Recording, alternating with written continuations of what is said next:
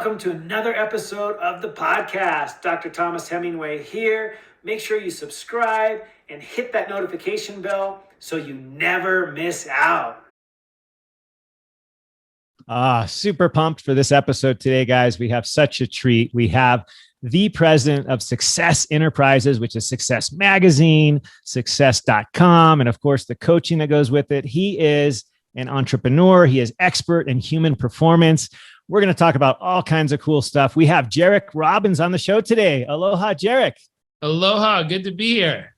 Oh, man. Such a pleasure to have you on the show. So glad we could make this work. And man, we've been having so much fun talking offline. I just want to get into it so that the rest of the folks can get in on this awesomeness. So, hey, I'd love it if you just kind of gave us a little bit of background, how you got so interested in human performance, and, you know, how you got to where you are today as the successful dude you are.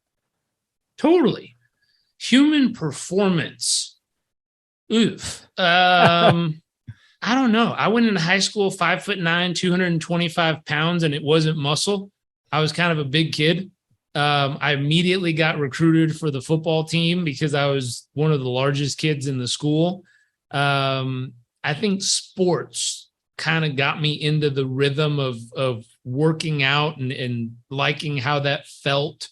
I mean, I went from 5'9", 225 pounds running like a 15-minute mile. Like, I was not fast or talented as far as that. But over the years I played football, basketball, wrestling, polo, like there was enough sports in there. Eventually I got into running marathons, eventually did triathlon.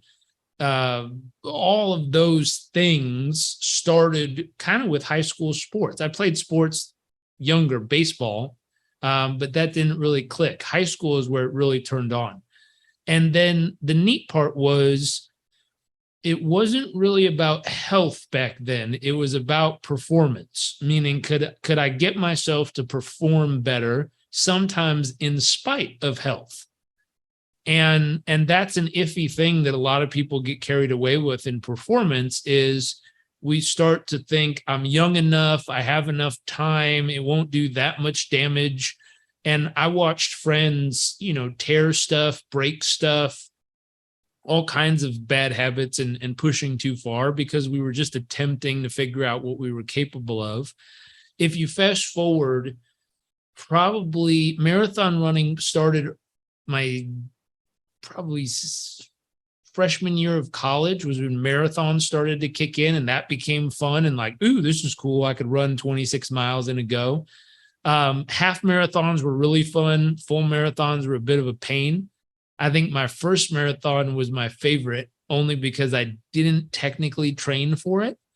I just figured I could do it. And a few fun things that happened randomly was when I showed up to the day before to get my number and all that, they asked me, well, which group should you be with? And I was like, I don't know, I'm pretty quick. And they're like, well, what's your mile time? I was like, I could run a 7.5 minute mile. And they're like, that's really fast. And I was like, I'm kind of fast. They're like, okay. So they put me with a 7:30 split on my first marathon with no marathon training. The good news was I kept up with them. I knew that lady with that stick. I just needed to stick near her and I'd be fine. And so that was my goal, just stay next to that lady. And that worked. And then the other thing that happened is right before we started running, this guy with a hat came up and he had like 20 pins in his hat of all the places he's run marathons. And he asked me, he's like, so how many have you run? I said, this is my first one. And he said, and you're running with a 7:30 split. That's interesting. And I said, yeah. And he's like, why'd you choose that? And I'm like, because I'm pretty quick. He's like, we'll see. And I looked at him. I said, I'm going to beat you. And he said, okay, good luck, young man. And I swore to myself, if I died, it didn't matter. I was going to beat that dude because he was annoying. And I beat him. I ran with him. Then he had stamina. I didn't. So I kind of fell back, but stood with the stick lady. And then eventually I'd see him every so many miles and kind of fall back and find him and fall back. And towards the end, I felt delirious. I'm like, I don't even care where he's at. Screw it. He won. I lost. Who cares? And I saw him with about a half mile left. Oh. And I was like, oh, he's done. I can survive a half mile. He's dead. And I just kept inching on him till I got close to him. I got close to him in the last probably 100 yards. And then I made sure I got in front of him and looked at him. And then he sped up and I sped up and we ran the whole rest of it. But it was just one of those things, like at that stage of my life, willpower, competitiveness, and none of those things are healthy in that capacity. Like I could have probably hurt my body pretty bad doing that. But that stage of life, it was fun to compete. It was fun to just try. It was fun to have someone who irritated you and be like, I'm going to beat him for the sake of beating him. So I think that's kind of how I got into it. I got into health from a whole different route. So that was thanks to my mom and dad. When I was born, instead of giving me breast milk, they gave me vegetable juice. That was my mom's choice. So she had me drinking veggie juice in a bottle. Stuff like that. My dad was very much into alkalinity, heavily into that concept as I grew up. I picked up on it. I decided to become a vegetarian and pescatarian. I decided to get into those rhythms, and then stuff would pop up along the way. Like I remember I did the Viome gut bacteria test, and it said one of my superfoods is salmon. I love salmon. And I said, I wonder if it's because I've eaten salmon once or twice a day for probably 20 years, or if somehow I was naturally drawn towards salmon because it was really good for me in the first place. And so there's questions I still have of curiosity of, I don't know if it's because I've done it for so long that my body adapted, or if it was my instincts that drew me to the thing that was actually best for me. Either way, man, it worked out great in the end. I mean, the omega-3s, which are those healthy fats that we really, really need, that are great for our brain and our body and our anti-inflammatory. Yep.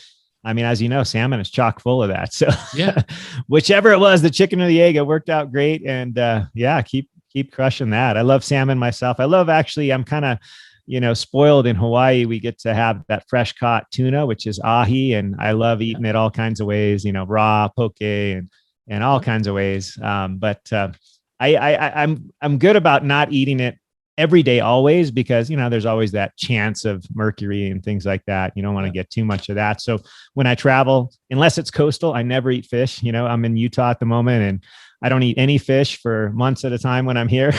And then when I'm in Hawaii, I eat it every day.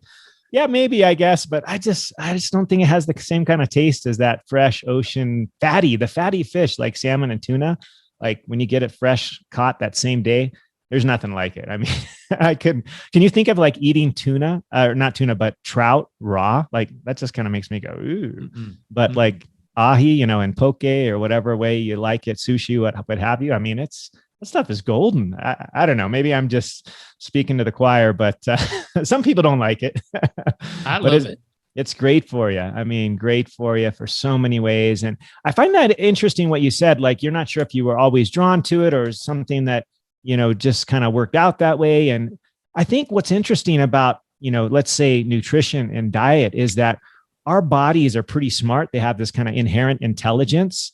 And if we kind of let them figure it out by giving them options, especially a lot of good options, we will naturally choose what helps us feel better. Like I got a couple of kids, 6, in fact, as most of my audience knows. I got a lot of kids, but what I've taught them over the years is that, we eat tons of healthy food, which is basically just stuff that's not in a package. Anything that's real that you look at it and you go, oh, I know what that is. I don't have to read a label, right, to tell me what's in it, because it's one thing. It's either, a vegetable or a fruit, or it's some kind of healthy, well-raised wild caught fish or meat or something. So we eat those things. And then, I let my kids eat things that aren't healthy occasionally. Like if it's a kid's friend's birthday party or whatever it might be, movie night, and we go out to the cinema and they want to get a little candy or something, like I'll let them eat that. I'm not like, going to go crazy on them, because I want them to have that option.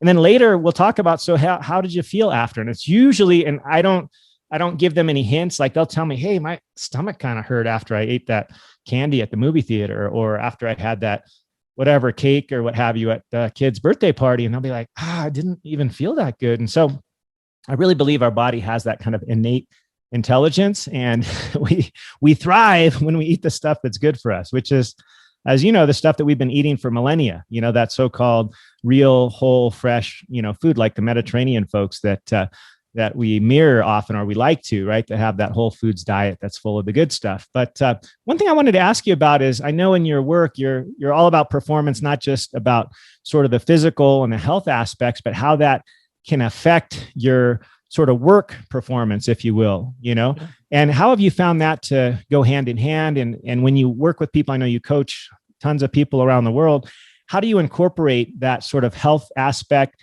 into sort of the business, and how do those go together for you? Sure. So I was just talking to the team at Whoop earlier today, and they were giving me a statistic that when there's a sleep, what is it? Sleep deprivation or sleep? I forget the term they use. It's a gap, meaning it's the gap between what you needed versus what you got. When that gap gets bigger, the debt, usually they call it the sleep debt. There it is. When the sleep debt increases from a leader in a company, so a manager and or an executive, they've found that the emotional safety drops in all the team, meaning they feel less safe to express how they feel to a person who has a sleep debt. That went fascinating. So you can create more emotional security in your entire team just by getting better sleep as an executive. Yeah. And people are like, well, what are the benefits of your team feeling more safe? And it's like, well, they're willing to take more risks. They're willing to speak and share what's real. They're willing to tell you how they feel instead of just quiet, quit, and disappear. They're willing to communicate. They're willing to show up. They're willing to do all these things because they don't feel like they're going to get attacked or blamed or fired or kicked out for trying. And it's like, oh my gosh, performance massively increases if someone feels safe to be able to do the work and have the space to test and experiment and try things. And so I was like, wow. And all that can change just by the leadership getting better sleep as a starting point. I look at that and I'm like, holy shit, well, that transforms a business. And then we were just looking at a dashboard they have with Whoop Unite, which is a corporate thing. And in the corporate, they have the ability where you can the users can allow you to see whose specific data it is, or they can anonymize it. And if they anonymize it, you can then just say, okay, here's my sales team. I don't know who on my sales team, but I know 50% of my sales team got 37% recovery last night. That's not good. They're not at their best selves. So if I were to go out there without knowing that data and tell them, work harder, like focus, use your mind, willpower, they're physiologically, mentally, and emotionally zapped. They don't have it today. It would be smarter for me to go get them to rest and meditate and recover than it would for me to get them on the phones to try to sell, because they're not going to sell as well. Versus if I get them to sleep better and know my team's at 90% recovery, hit the phones, get out in front of people, talk to people. You're ready. You're magnetic, energetically, mentally, and emotionally. And so how well health and performance has to do with business is everything. Everything. How well can we get these people to perform? And I always ask, if you had to have brain surgery, how much of sleep deprivation do you want your surgeon to have that night? None. Zero. None. If you're asking someone to come fix your home that's going to provide security for your family, how much sleep debt do you want them to have? None. You don't want them messing up. And so I have yet to find someone, if you're going to go get a massage, do you want an exhausted, tired masseuse? No. Like, I've yet to find a career path that you're like, oh yeah, that'd be great. If they were exhausted and couldn't think straight. And we live in a culture where there's so much stuff trying to fit into every thought and moment and instance of our life that most of us aren't doing the things necessary to really be our best. As a country, we have massive sleep debt. I wish we could get a wearable on everybody and see the actual universal 300 million person, how many people are getting enough sleep. And I could almost guarantee it's less than the majority. Yeah. And I would absolutely agree it's a with major that. problem. It's why people are sparky at each other so often. It's why road rage exists. It's why all this stuff happens, because people aren't refueling. Hey, do you guys know what I'm really loving these days? I got this epic new device. It's called Lumen, Lumen. It's a metabolic tracker. You remember how I've always said we want a flexible metabolism? You know, one that can operate both on fats as well as carbohydrates and be able to use them for energy in the most effective and efficient way. Well, this device does the job. It tells you where you are with respect to your metabolism. And if you're on your way to metabolic flexibility, it's super, super easy. It doesn't involve any peeing in a cup or any needle sticks, poking yourself, checking blood. None of that. All you have to do is put your lips around it and do a couple of breaths. It's that dang simple. And it really helps you hack your metabolism, gives you all the information that you need, and coupled with the app, it provides you with meal plans and dietary advice and things. It's just really epic. I'm really loving it. It's Lumen. And if you want to check it out, you can get a discount of $50 if you sign up for a device with my code DRTH. All this will be in the show notes, but check it out, lumen.me. It's an epic metabolic hacking device, which I'm using and I'm loving, and I hope you'll check it out too. And with my discount code of DRTH, you can get $50 off. So check it out. Check out your Lumen. All right. Yeah, no, so critical. And for me, this was one of the lessons I learned a little later than some of the others. I've always kind of focused on eating real food and doing my movement or exercise or in the gym or whatever. But the sleep thing, I mean, I think I'll just blame it on my initial medical training. We were viewed as weak if we slept. Like every hour, like somebody told me this early on, this was like 20 plus years ago, that every hour I was sleeping during my medical training, for example, was an hour that I missed something. I missed learning something. I missed being around a certain condition that may only come up once in a year or a decade or whatever. And so I was sort of taught that sleep was a weakness. And I couldn't echo you any stronger to say that sleep really should be our superpower. It should be our secret weapon. Like it's something that has such tremendous effects downstream, both positive and negative. If you don't get the sleep, it's obvious right away, not just seeing the score, but you know that you're a little bit more testy. Or, I mean, my wife just says, dude, you're cranky. You need to get some rest. Like what's going on? And she can tell. Like it's amazing. Like people can tell. What's wild is I always look at that in the 80s, success was about foregoing sleep. So you hear, I mean, even the former president, Donald Trump sleeps 4 hours a night. All these successful bankers, all the dudes who were, riding in yachts and driving Ferraris in the 80s on Wall Street, they sleep 3 hours, sleep when you're dead. Yeah. They have all these things, I'm going to give up an hour of sleep to be successful is what my dad used to teach in the 80s. Like this is old. Yeah. Old strategy. And so let the strategy die off with the generation and go, whoa, we're smarter. We've learned more things. We have the research to prove it. I mean, if you're trying to lose weight, they did research that shows two groups ate the same, did the same exercise over the same period of time in the same intensity and duration. One group got less than 5 hours a night sleep. One group got 7.5 to 8 hours or better. The group that got better sleep lost 30% more fat in the exact same period of time. Yeah. It's like, oh my gosh, duh. Yeah. Like my friend wrote a book about this called Sleep Smarter, where he dialed in all the research around sleep becomes the cornerstone or the linchpin between all of psychological, emotional, and physical performance. And the better and more consistent you can get someone's sleep, the better they perform. That's the first thing I fix when I work with people. I just ask them, tell me how many hours you sleep and the quality of your sleep. And most people go, well, how do I know the quality of my sleep? Like how I feel? And I said, no, I need to know what percentage of REM and what percentage of deep and how often you wake up. I need to know all of the data. And they go, well, how do I do that? A sleep study? I'm like, no, get a wearable. Yeah. Get an Oura Ring, get a Fitbit, get a Whoop. The Whoop team informed me that they're the most accurate of all the trackers, which I think it's fun when one company tells you they're the best.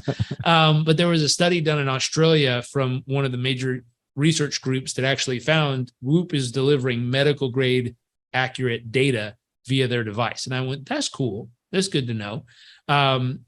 They said others aren't as accurate. And the problem is if you're using inaccurate data to make decisions, you're in trouble. That's part of why I wear 3 of them is I've always said, I don't know if either of them are right, but they gave me a range. Meaning if one says I'm at 90%, one says 80%, and one says, 85, I'm like, oh, I'm between 80 and 90% today. That's as accurate as I can get between 3 different sources of data.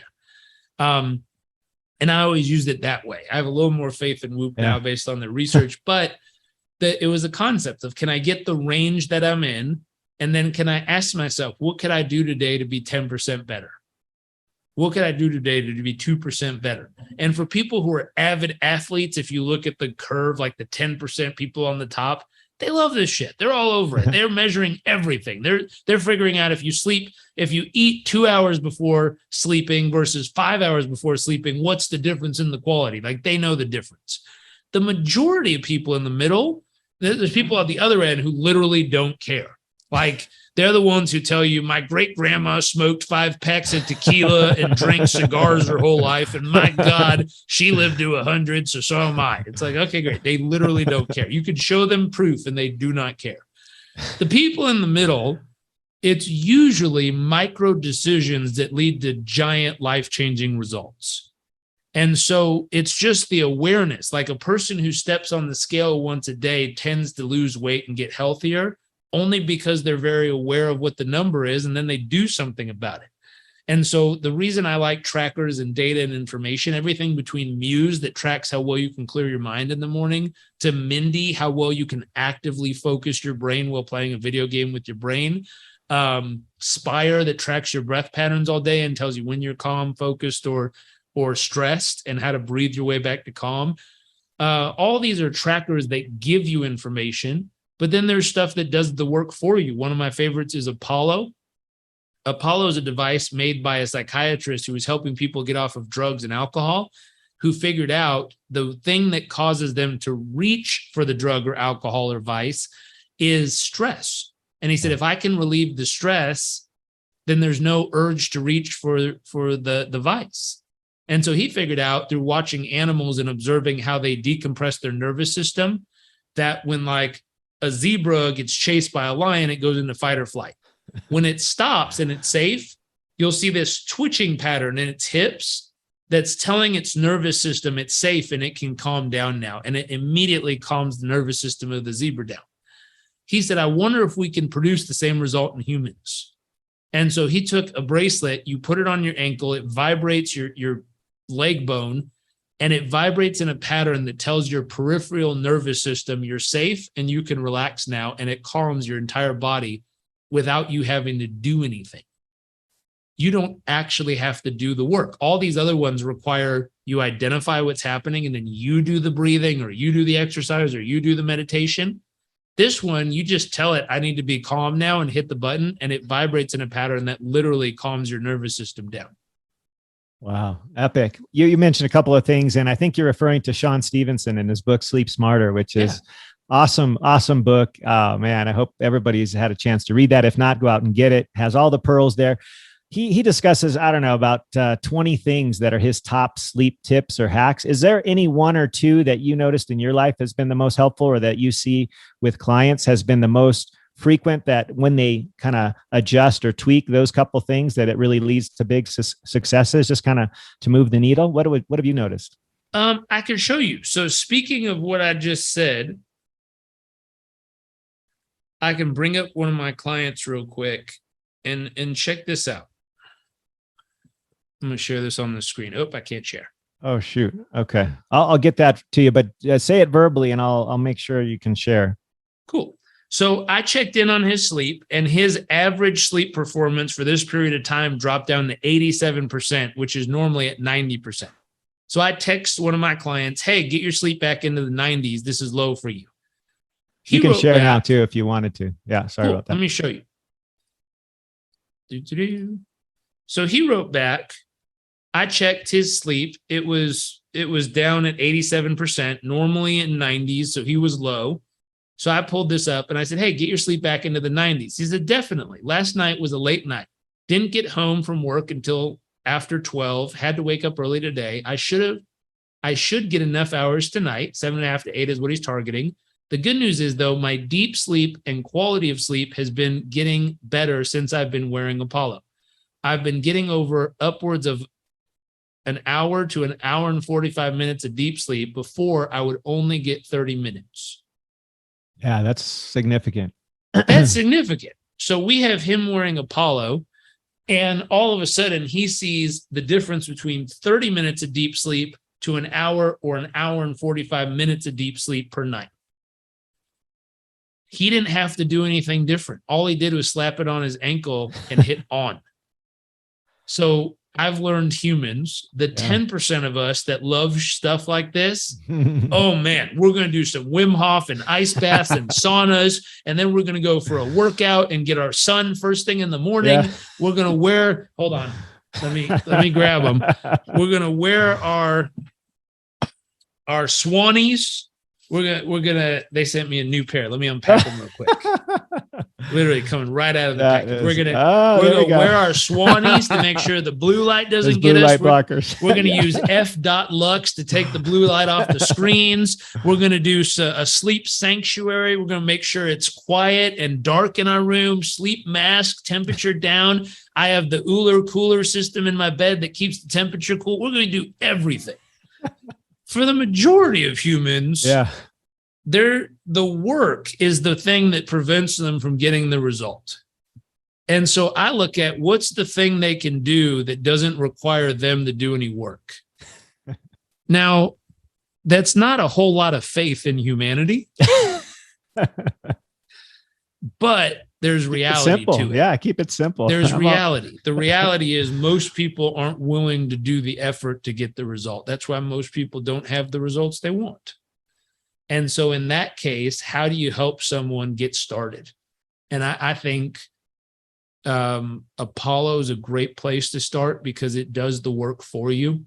And what happens is when someone's having better sleep and they feel more calm and balanced, they tend to then choose healthier things. Yeah. So it's the device that can actually get you into the right place that then gets you moving. And so that's for the wide audience, I'd say go to Apollo. Yeah, it gives you a quick win. I mean, anytime we have a win, we're more, like you said, more likely to then adopt some of these other healthy behaviors, like getting light in the morning and not eating right before bed, turning the screens off, or using combining your food, blue light blockers, things like that. Yeah, we're going to be, I think the quick win is golden. I think people need that. We want that. The next step up, if you're kind of intermediate, first get the high quality sleep. So get a sleep routine going, just like a morning routine, have a sleep routine. Mm-hmm. Second, get some ice cold. Get some ice cold showers, ice cold water. We have a plunge that's being delivered in a few weeks here. And if all you did was submerge your body in ice cold water once a week for 5 minutes, you're going to start seeing dramatic shifts in your mental resilience, emotional resilience, and your overall well-being. It's an easy one for most people because most people live in a place where you can turn on ice cold shower, get in for 3 minutes, breathe, get back out, and you're fine. But it transforms how you feel. And it chemically adjusts your body's composition over time. So it actually makes you more resilient. It actually makes you more emotionally grounded. It does all the effects for you. And that's what I hunt for. What are the behaviors that get all the effects we need? And I look at people almost as a chemistry set to go, ooh, what is it? This person's feeling lonely? They need to go do random acts of kindness to kick off the oxytocin so they feel more connected. Oh, this person's feeling depressed. They need to get in an ice cold shower at least 3 minutes every day for the next 30 days and get their sleep quality up. This person's feeling like there's a behavioral / chemical solution to most all challenges we're facing. And we just have to know what's the right combo that gets you back to feeling whole. And then once you feel good, you tend to make great decisions. Yeah. Wow. Those a couple of my favorites right there. That environmental stress, or hormesis that we call it, that hormetic effect of both cold plunging, like you're referring to. Sauna would be on the other end of that. There's benefits to that as well. Yeah. And of course, every time we move our body, lift a little weight or even body weight, do some kind of resistance exercise, that same kind of hormesis, it's kind of, if it doesn't kill you, it makes you stronger kind of thing, a simple-minded way to look at it. But there's so many things like that can be so beneficial. And like 3 minutes a day, who doesn't have 3 minutes a day, right? I know if you can't start with 3 minutes, start with 30 seconds. Like if the cold shower for 3 minutes is too long, that's okay. Start with 30 seconds, just kind of work up to it. And, you'd be surprised. We have a program with Wim Hof that he came in as a special guest expert in. And he says, start with a bowl of water with ice in it. Put your hands in it for 3 minutes. Like he inches people into the process. I had a lady get mad at me and be like, you need to be careful. You could give someone a heart attack. And I'm like, a bowl of water with ice is luckily not going to harm someone. And you do need to be careful on stuff like this. You do need to work your way into it. Do not go jump into a frozen lake. Like that's a stupid idea in the first place. Yeah. But some humans go a little overboard on this. It's the thought of, can I start getting the right rhythm? And the truth is, if all you do is start with one thing, start with one thing that you can do every day, build it into a habit, use the book Atomic Habits to then habit stack and habit link and build them all together. But there's all these resources out there. And my position generally is a guide. So my job is to sit with someone, understand their world, understand what's working and what's not, and then to help patch all the gaps of all the things that need to be working better. I tend to find that if you think of three circles, the major focus, the medium focus, and the little focus, most people, when I work with them, their major focus is business or work. Their medium focus is family and relationships. And the little tiny focus tends to be themselves. And that's just by stage of life. Yeah. So when I look at that, I go, ooh, if they were to keep living this way for a prolonged period of time, what are the predictable problems? Predictable. It's going to happen. And it's like, well, their health will deteriorate. Their relationship will get side railed and they won't have that passion and connection, but they'll end up with a lot of money. Then they'll go through a divorce, which will nearly give them a heart attack and cost them all their money. And I'm like, well, that's stupid. Why don't we fix it? And I said, can I get people into the right rhythms that prevent heart attacks, divorces, and bankruptcies? And they're rhythms, they're habits. There's little things done consistently that keep us in the right place. And I look at very long periods of time. So I don't look at what can I do in the next 24 hours. And one of my mentors said this: if you had 24 hours to transform your health, there's two ways you could do it. You can go to the gym for 24 hours straight, which is stupid, or you could go to the gym for 30 minutes once a day for the next 2 months, which will change your life. But most people look at 24 hours and think, well, shit, I'm going to go all in. I'm just going to go to the gym all day, all night. And my God, it's going to transform me. It won't.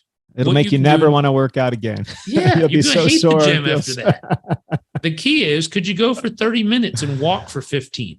That's it. And tomorrow do it again. And the next day do it again. And the next day do it again. And the next day do it again. When I coach people, I get them into rhythms. And so if I pull up a text, you'll see that it's just them checking in. Day 1, day 2, day 3, day 4, day 5. We run in 30-day blocks. Trying to scroll back to 1. So you'll just see. They're checking in. Yeah, the day. Day 1, shower, gym, detox.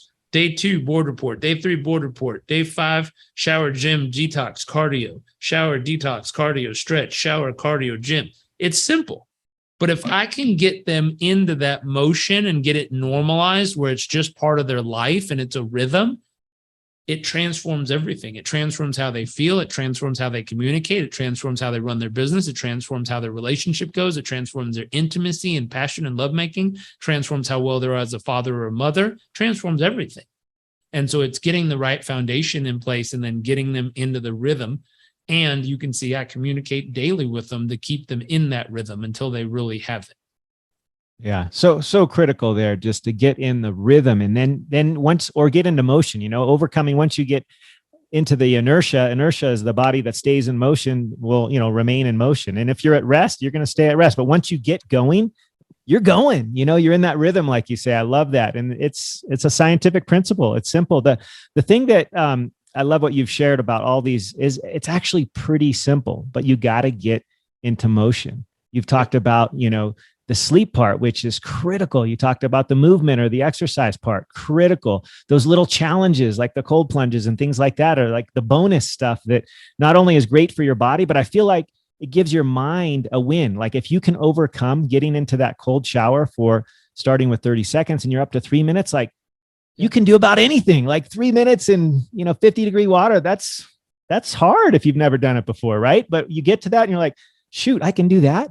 I can do anything, whether it be in life or in business or with relationships or whatever. So it's just a great sort of stepping stone. One of the things that I think you talk about a lot, and I've seen it in your blogs, other than the sleep and the movement and the food and stuff that we've talked about already, is stress. Right now in this country, we are under so much more stress than ever before, right? In this last couple of years, a lot of our world has turned upside down. We've had to pivot in a lot of ways. What are your sort of takeaways for how you can optimize stress? You've already given us one. You said oxytocin before, which is one of my favorite things to talk about. But just talk to me a little bit, talk to our audience a little bit about stress and how we can kind of optimize that. Do you like hackers? I certainly don't. I hate them. I just can't stand even the thought of being hacked at the airport or any other place where you use public Wi-Fi. And so I have joined ExpressVPN, and you should too. And if you use my code at expressvpn.com/Dr. Thomas, that's DrThomas, you will get 3 months for free. So why stress about the hackers? Why stress about using airport Wi-Fi? I don't any longer. In fact, I use airport Wi-Fi all the time because I'm protected at ExpressVPN. So check it out, expressvpn.com/Dr. Thomas for 3 months free. Totally. So good stress, bad stress. I look at that as stress by choice or stress that's pressed upon you. Yeah. And stress by choice is fun, especially for people who like to achieve stuff. Like it's fun to go on a court if you want to play basketball and compete at intensity. That's fun. People like it. They choose to do it. They willfully go about it. And they like that process. It feels good. It's exciting. You're proud of yourself when you do it. Stress that's placed upon you, or it feels that way at least, meaning it's stress created outside, or it's the way you're interpreting life is creating stress when it really doesn't exist, but you're creating it. That kind of stress is not fun, and it can be detrimental to our health. There's different takes on this. I heard whatever doesn't kill you makes you stronger. It can. It depends on, what kind of stress it creates. It can also burn out your adrenals and fry you. And so I look at those things and I go, interesting. Where is this person? How well can this person deal with stress? I did some training for the special tactics group in the Air Force, or the pararescue jumpers. And I went and sat with them in their camp that basically they train people to either make it or not make it. And they take people who've never swam before and they put them in the pool, and over, I forget, I think it's 9 weeks or however long it is, they have someone who doesn't basically know how to swim in the beginning. And by the end, they can dolphin kick across without a push, no push off the wall. You go underwater and you dolphin kick across the pool, a whole Olympic-sized pool. You touch the wall, you go down to the bottom, you undo the rope on your hands and wrists, you put on your mask, your snorkel, your gear, your fins, and everything else. You make it to the surface and you clear your snorkel on one breath. That's what they can do by the end of the class. In the beginning of the class, they can't even get across the pool. And you're only allowed, they call it popping. You're only allowed to come up for air twice, and then you're out. You failed the class. You can't do it. So if you pop and come up for air more than 2 times in the whole 9 weeks, you're gone. You can't make the crew. So it's serious. And I look at that and I say, what do you look for in these guys? They said, well, surfers tend to do better because they're comfortable underwater. People who've never swam tend to struggle because they've never been underwater before. But the thing we look for here, you're only allowed to black out once, which I was like, what did you just say? You're only allowed to black out once. And they said, because if you blacked out once, you know where your threshold is. If you do it twice, now you knew where your threshold was and you went beyond it on purpose knowingly. Yeah. And now you become a distraction to the team. We can't have that under these conditions, under this level of stress and intensity. Now, for those who don't know, pararescue jumpers are basically the first responders of special operations. So Navy SEALs, Army Rangers, if these ones are in a mission on the front line fighting battles and someone gets hurt or goes down, the group that comes in to save them is the pararescue jumpers. They fly, swim, come in. They then they fight their way into the person, they rescue them, and they fight their way out with the person they've now rescued. One of these soldiers will have a backpack that when they take off has a full medical kit to do full surgery under open fire and heavy fire conditions. I was like, surgery was hard enough in an operating room, man. Like, you're going to do full surgery under heavy fire, stuff's blowing up. Insane. Wow. Stuff exploding and you're doing surgery. My gosh, how do you manage that stress? And so I talked with them. I said, what's the number one thing you look for in who's going to make it and who's not? Like, is it toughness? Is it stamina? Is it grittiness? And they said, the number one thing we look for is mental resiliency. And I went, ooh, what does that mean here? I know what that means. I don't know what do it mean here. And they said, what that means here is when you feel like you've done it and you've hit the mark, and we say 5 more, you go, okay, and just keep going. You don't wince, you don't question, you don't think, you don't get irritated, you don't go, oh, like nothing. You just go, okay, and keep moving. And if you get there and we say 50 more, you go, okay, and keep moving. If we get there and you say 3 more months, you go, okay, and keep moving. Because that's what success is required. That's what's required to succeed in that position. If you get to the point where your helicopter is supposed to pick you up and it's not there, you can't get mad and upset and frustrated and hurt feelings. You go, okay, and keep moving until the helicopter's there. Like, that's it. That's what's required to succeed. And so I looked at that and I said, interesting. How do we apply this to our stress in normal life? Because this person is under heavy stress. They're being shot at. They're rescuing lives. And they need this mental resiliency that regardless of everything that's happening, they're able to keep moving forward. And it somehow doesn't take them out. They showed me another thing. They showed me a wall of how they revive or rebuild soldiers when they get back, and it's green, yellow, red. Green is they're 100% good to go. Yellow is they need some mental or physical or emotional work. Red is they're out for right now until we get them back to yellow and green, and we need to rebuild them. They said something, though, that was a little sad to me.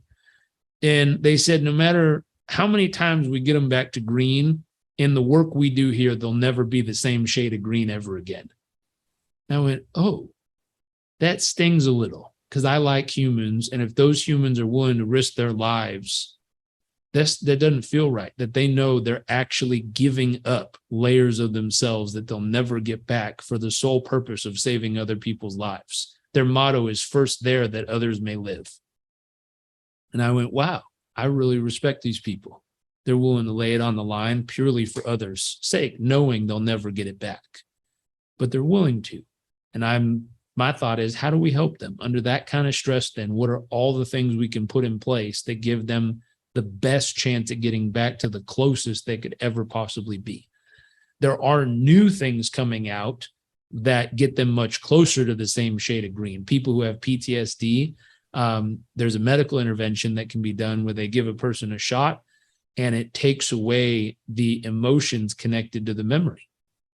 So the memory that used to spark the PTSD, it does not remove the memory. The memory stays, but once they have the shot, you can ask them about the memory that used to set off PTSD, and now you're like, do you feel good about it or bad? And they say, I don't feel anything about it. It's just there. And it takes away the emotion that triggered off the response, which is wild. And so there's things coming out that help them get closer back to that color green. But then I look at what are the habits, rhythms, and behaviors they can use themselves to get closer. Meditation, proven to help them revive and get back to their best self. The cold exposure, proven to release the biochemistry that makes them feel better and more resilient. Breath work, proven to make a difference in your nervous system and biochemistry. Simple stuff, getting out and doing 30 minutes a day of exercise. Simple. You go for a walk for 30 minutes in the sunlight in the morning is the ideal time to do it. Random act of kindness we talked about, sleeping 7.5 to 8 hours, doing 10 minutes of daily meditation. All of these things are little things that build massive resilience. And so I look at that and go, ooh, luckily, most people listening aren't under heavy fire conditions, aren't physicians trying to do surgery under explosions, but we still have our own stress that gets into our lives. And therefore, we can do the cold exposure, the meditation, the breath work, the proper sleep habits, all these things. We get these in the rhythm. All of a sudden, we have a much better chance of taking on our day-to-day life. Wow. So much there. That was a gold mine. Geez. And that resilience, the cool thing, like you said, is we can build that. Like we can get there, and the steps are relatively simple. So I want to be people who don't know how to swim and get them to swim. Like you can build people, which is great. Yeah, it's insane. I just had Remy Adelecki on the show recently, and he talked about that. He didn't know how to swim, and the dude can swim right now with his arms tied behind his back, his legs tied up, and the dude can swim like you were saying, describing the sort of dolphin kick or what have you. That no problem. And it's like, oh my gosh, and that guy didn't even know how to swim, and he was, a special ops guy. He was a Navy SEAL, and so it's just insane what we can do if we, but it goes slowly. He told me it took months to get to that point. Like you were saying, whatever it was, 30, 60, 90 days. It's not overnight, but it's those small things done repeatedly. So, hey, just to wrap it up, man, you've been amazing. I want to respect your time. Thank you so much for this. We may have to do this again. There seemed like there was so much more to chat about, but I just want you to give our listeners and viewers a chance to connect with you. Tell us how we can find you, get access to your programs, coaching, all that great stuff. Totally. You can go to JarekRobbins.com. If you check on Udemy, we have a high performance course that teaches a lot of these steps and how to apply them at a fundamental level. If you're interested in Apollo, you can do highperformanceapollo.com, and it'll, I think, give you like 15% off that Dr. Dave gave us. Muse, highperformancemuse.com. Find me on Instagram. Lots of stuff in there you can work with. Awesome. And that'll all be in the show notes for everybody. Thanks again, Jairek. This has been a gift. It's been a lot of fun, and just really appreciate you. Good luck with your future endeavors and the baby that's now coming up on 2.5 or so. What a gift there, man. You're just an awesome dude. Thank you so much. Mahalo, as we say in Hawaii. So welcome. Mahalo. I hope you enjoyed this episode of the podcast. Please make sure you hit the subscribe button and the notification bell so you never miss out on any future episode. And I'd love to hear your comments and feedback. If there's any topic you'd love to hear about, you're dying to know, burning questions, please comment below and let me know what future topics are of interest to you.